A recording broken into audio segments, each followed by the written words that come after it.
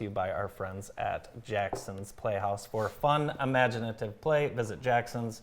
And as the holiday season is approaching and those school days are limited, try Jackson's Playhouse to keep your littles busy. We'd now like to welcome our first guest on today's morning show from the Jackson County Office of the Sheriff, Undersheriff Chris Simpson. Good morning. Good morning. Thank you for having me. It's great to have you. It certainly is a pleasure. Great to have you here, and we have you here for a fun reason today. Yes. We're gonna stuff a cop car with food, not criminals. Absolutely. You know, it's an endeavor that was picked up by a few deputies, and I believe this is our first year doing this type of endeavor. And Deputy Tucker and Deputy Golightly, and they've taken the bull by the horns. And it's a worthy cause. You know, to help those who need help just during this time of year is just, you know, that's what we want to be about. And they certainly have done that. And as the screen shows, it shows the date on it is December 3rd, between 11 a.m. and I believe 3 p.m. And they're asking, you know, we're going to have a police car out there. We're going to have deputies out there. Myself and the sheriff will probably be out there as well.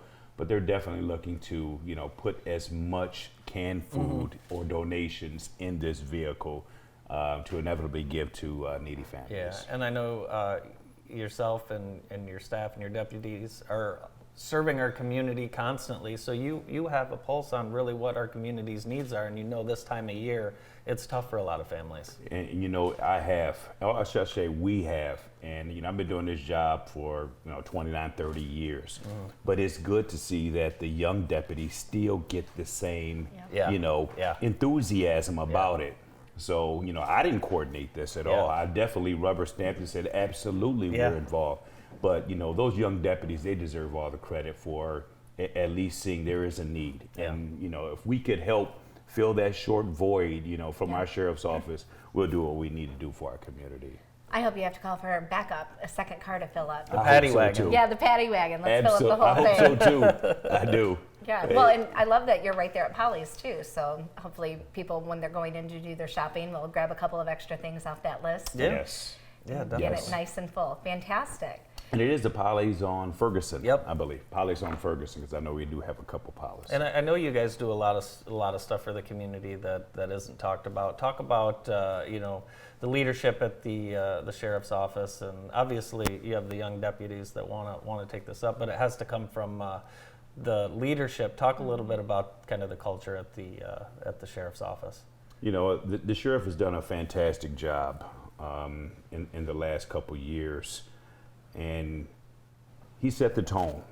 But you know, I'm a military man, and the first line supervisors is what carries the day for most law enforcement agencies. Don't get me wrong, the sheriff and I set a vision forward, but it's those first line supervisors, those supervisors, sergeants and lieutenants, you know, they carry the day, and the credit goes to them because they see them every day, in and out, work beside them, you know, boots on the ground kind of endeavor, and they have the pulse of the organization through the vision of the sheriff's office. So I think we're in a good position.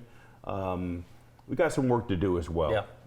There's no doubt about it. We have some new and upcoming young deputies, you know, taking positions, detectives, supervisors. So it's very exciting in the organization right now. It really is. And I'm the kind that, you know, I don't want to see my face up here all the time, or Gary's face. You know, I like to have that transition to get these young leaders, you know, more in the forefront of our community. Well, you get an opportunity to see some of those young leaders at Polly's for the stuff a sheriff car giveaway. Do you have any suggested items for us to bring? Canned goods. Okay. Canned goods are easy. Okay. But honestly, you know, we'll take, you know, anything that you know that is meeting the day. But canned goods will probably be something easy to deal with. Awesome. Well, we'll be there. We'll make sure to drop by some. And again, it is on Saturday, December 3rd, 11 to 3 o'clock. And really, there's no excuse to not get there between 11 and 3. There's nothing going on. Yeah, So- no football. There's nothing. Nothing. No. We've got a Michigan quiet plays weekend. later, and all that good stuff. We So will make house calls if need. awesome. Oh, there you Yes, go. indeed.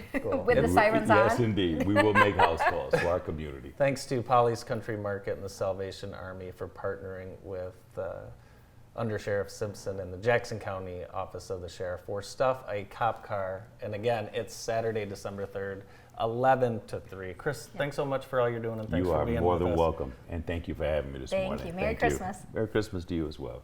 We are going to go to Ford Field. Let's take a look at Lumen Christi winning the Division 7 state title.